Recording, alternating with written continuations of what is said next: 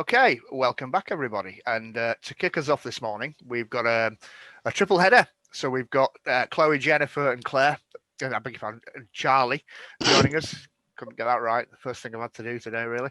But we'll try that one again. Chloe, Jennifer, and Charlie are going to be talking to us about hackathons and CTFs. So good morning to the three of you. Welcome, and it's over to you. Okay, brilliant. Welcome. Today's talk is about a beginner's guide to hackathons and CTFs from our perspectives, which is mostly beginners. We are. I'm Chloe. I'm a student currently studying cybersecurity, and I've taken part in a few Capture the Flags and hackathons. I'm Jen. I'm a cybersecurity professional. I've taken part in quite a few hackathons and CTFs as well. And I'm Charlie. I'm a cybersecurity student, and I mostly take part in Capture the Flags. So what's this talk about? It's going to be an introduction to some CTFs and hackathons. We're going to talk about some stories from past events and sort of what we've learned from that and how you can get started doing these. So we'll start off with the differences between a CTF and a hackathon. So a CTF is a series of cybersecurity challenges. You would work through them to capture a flag, which is usually either a string of text, a text file. It could be anything really. But the idea is that you hack through each challenge to get to the end, which is the flag. You'll usually be in competition with other people, and we'll talk more about the competition aspect side of it a bit later.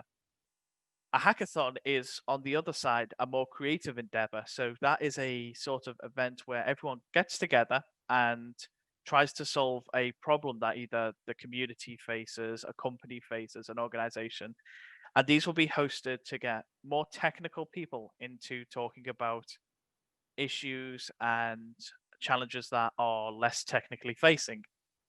These are quite fun when you're starting out because they are quite open-ended and you get you can really try out quite a lot of different things. So I'll pass over to one of the other two for how can this help the community. So it helps everyone get into a different mindset, because if you're going to a hackathon or you're taking part in a Capture the Flag, you need to think outside the box and come up with creative new ways of solving a challenge or creating something. They're also really good for meeting new people, making new contacts, because there's always really interesting people who attend these events, and it's also really good for developing new skills. Yeah, I could have said better myself. So basically, what we've learned is how to meet new people and work effectively in that team. It's time correctly.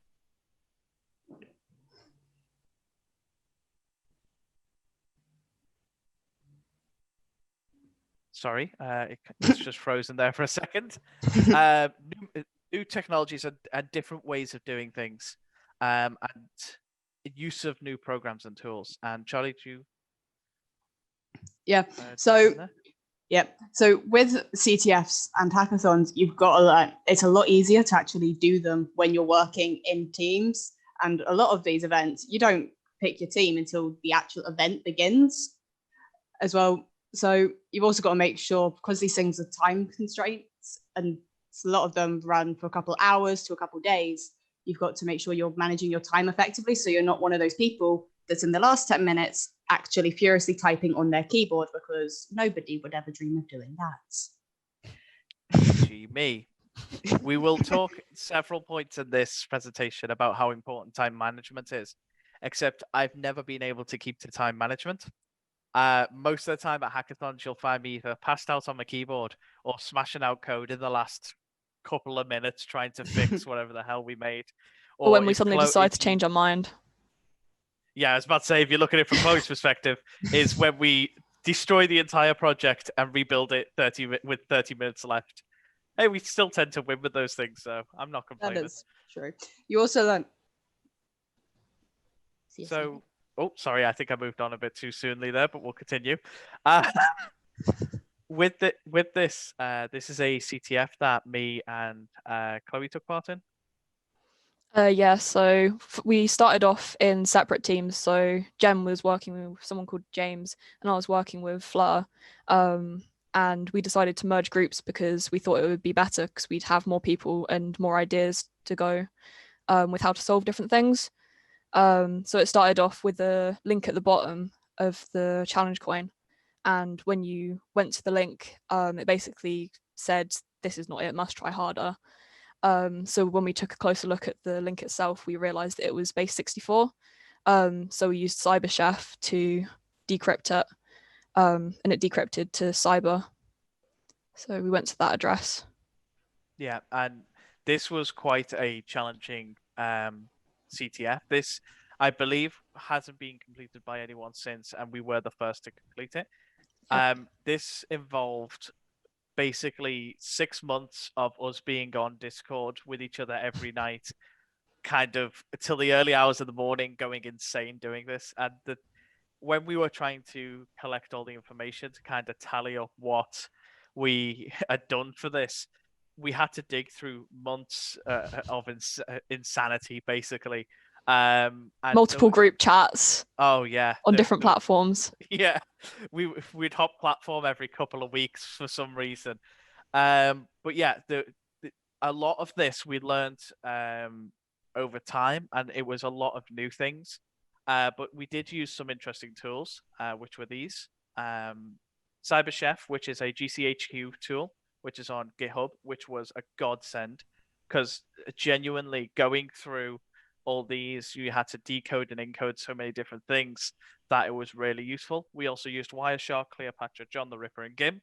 Now, these tools are just in relation to that CTF. So if you're looking for a general tool set for CTFs, it's very hard to build a general tool set because of the fact that each CTF is kind of custom to whatever you're doing in that CTF.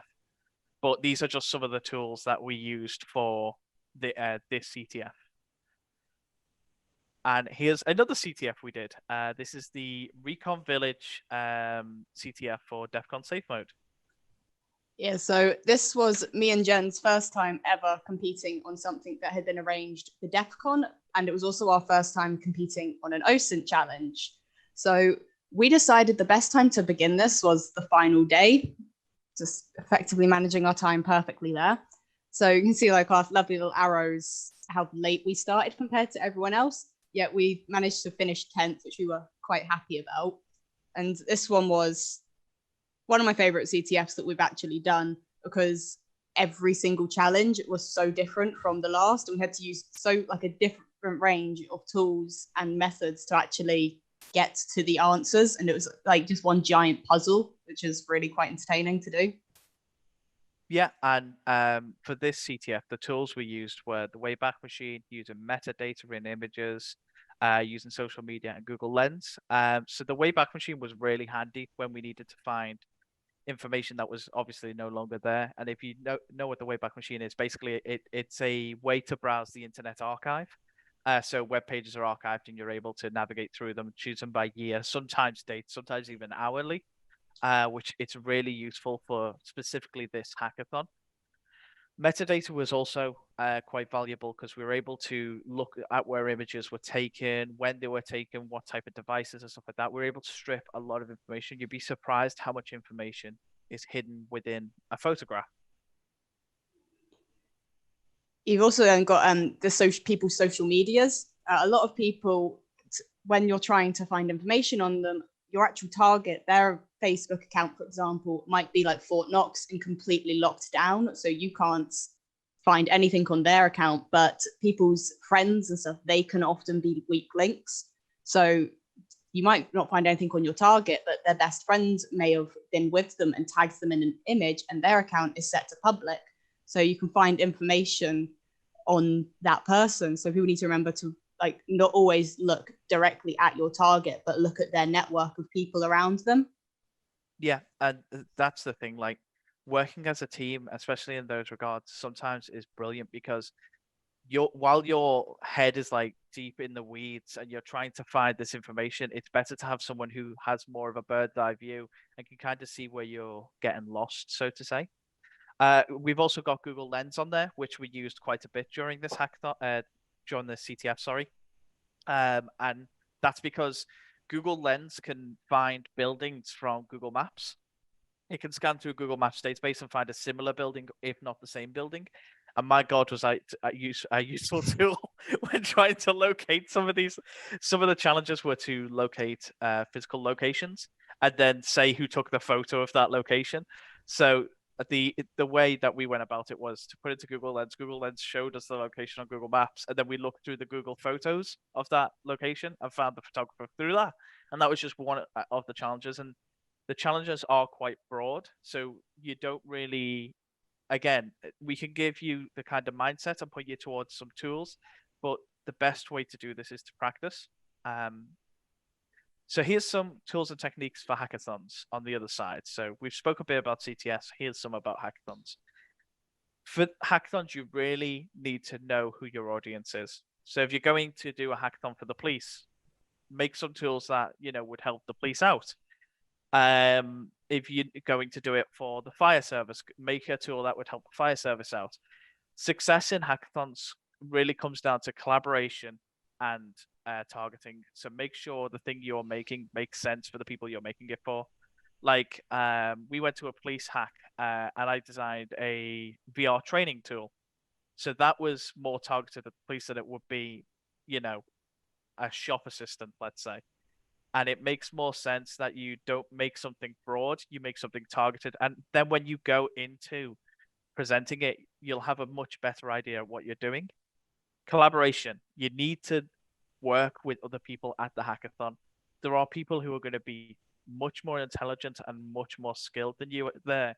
And it's best to speak to them and learn from them, because there's not many situations you get to be put in a room full of clever people and they're happy being asked questions repeatedly. So use that to your advantage. Go and talk to other people. And when you're doing hacks, thinking outside the box, as I put on the PowerPoint, you really need to look at it from a wide angle view. Don't get too bogged down in specifics. If you come up with an idea, but you're not able to complete it by the end of the hackathon, that's fine.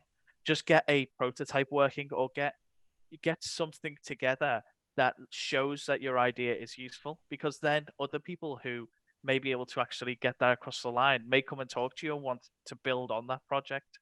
You shouldn't be disheartened if you don't get something working by the end of the presentation, because that's not life. You don't always get the chance to get it right. But sometimes if you have a good enough idea, that still will count.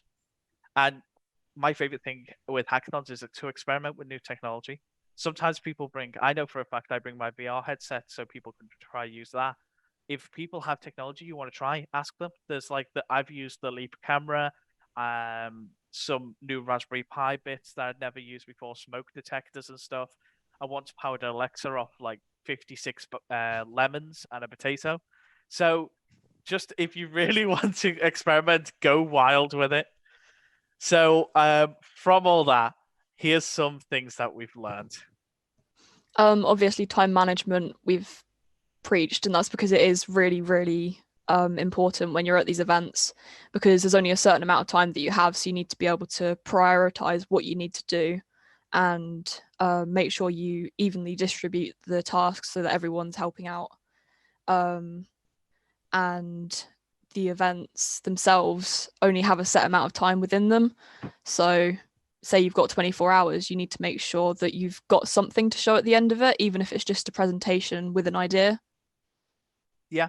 And team building, the people around you are as important, because you've got to remember, you're going to be together for, in most cases, 24 hours, if not more sometimes.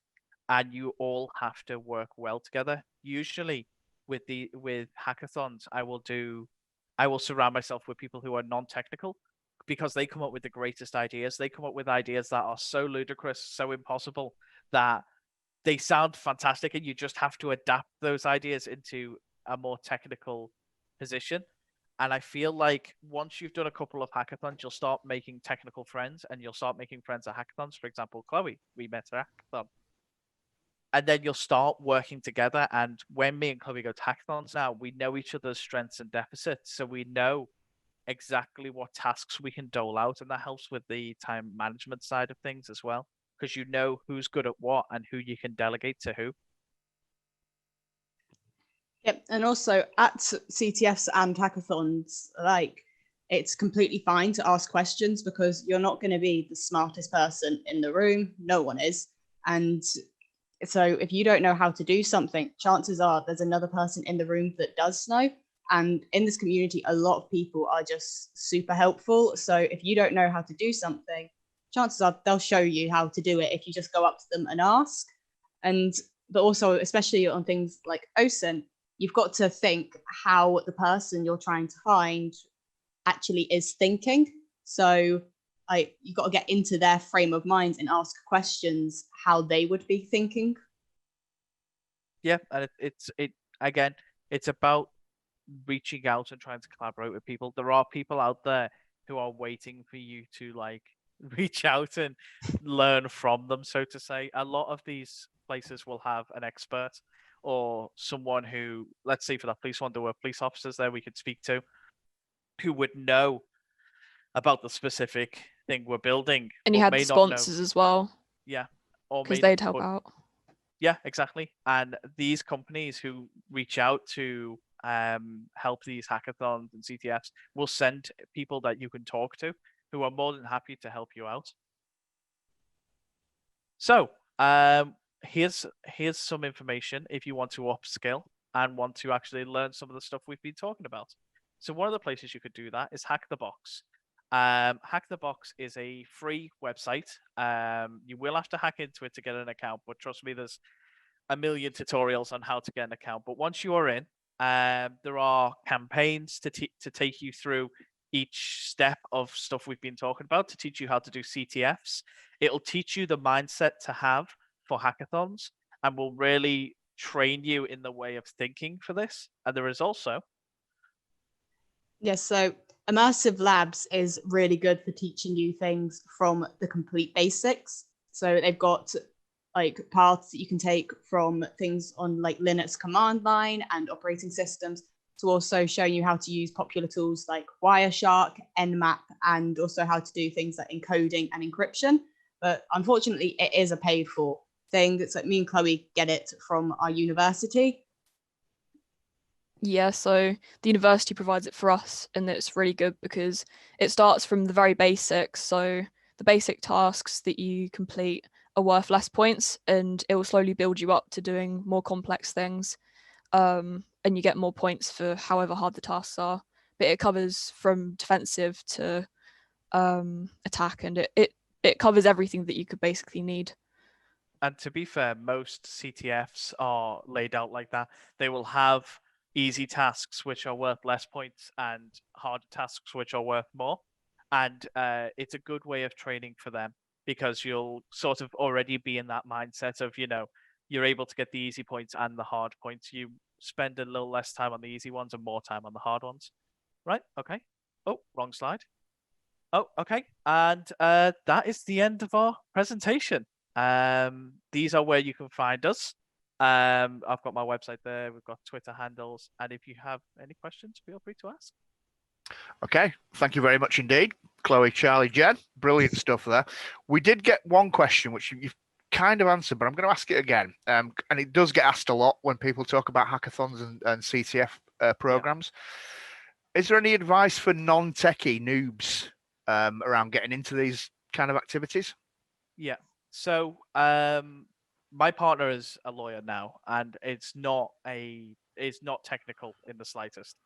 And when she comes along to hackathons, I find it easier. And she's spoken to me about this because I've spoken to her about it. It's if you go and if you're going on your own, let's say you're non-technical, you go on your own, find a group of someone who's technical who is willing to explain things to you. So most of the time when you go to hackathons, there will be somebody there who is willing to explain to you what's going on. And honestly, you being non-technical, you are you are gold to people because, as I said earlier, you come up with ideas that no technical person will think of, because there'll be things that technical people will think of that they'll just strike out because it's it's too easy or something. But non-technical people come up with a lot better ideas. I guess it's that notion that you described, Jen, about you don't need to be technical to be able to think out of the box, and thinking out of the box is exactly how you succeed with these things. Yeah. Before Sean's going to make a comment about immersive labs in a sec, but I've got another question from the Twitch. It's to all three of you, really. So, which type of challenges are your favourites? So, we'll start with Chloe. I like the web ones where you're doing stuff with the JavaScript and everything on the actual sites itself. Yep, cool. That's my area of the world. I like that stuff too. Charlie, what about you? I like OSINT a lot because I like when it's like a massive puzzle.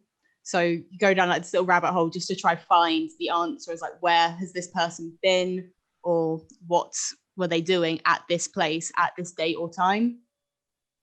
Yeah, brilliant. Jen. Yeah, mine was going to be OSINT as well, but I might as well say something different. Steganography, that was something that we had to deal with during the CSCV challenge coin. And you find that finding stuff hidden within other stuff is really quite interesting to me, like finding QR codes hidden in the most random places, like stuff like that. Really, I don't know, I really like breaking that down and kind of seeing how it works. Yeah, brilliant. Another question we've got, they're flying in. What was your fondest memory of the CSCV coin challenge and why? I can probably. I think it was the team aspect. Yeah. The 9 times out of 10, I wouldn't have continued with this if it wasn't for my teammates. We had someone join our team who left after a day, who was like, "You're not taking this serious enough. You're all just making jokes and laughing." And the funny thing was, we actually completed it a month later. So. Fair enough. During these interesting times, that's all I'm going to say about the times. Are you finding it more difficult to engage and collaborate on CTFs because you're all remote from each other, or has it not really made any difference? Any thoughts on that? I don't think it's made any difference, no, because like with DEF CON as well, we just kind of went on, took a call with each other on Discord and would have it on like group chats. I think honestly, if anything, it's made it easier. Yeah. I think for us who are very socially awkward, who, you sit us in a room and we'll take 20 minutes to acclimatize to the room. You let us sit in our own rooms. We're a lot more efficient.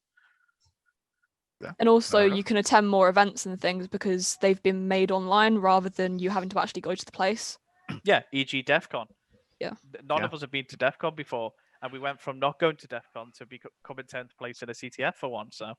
Yeah, no, that's a brilliant response. I think that's all the questions. I've just got another one, and then Sean can do his little immersive labs pitch because we have got a little bit of time left.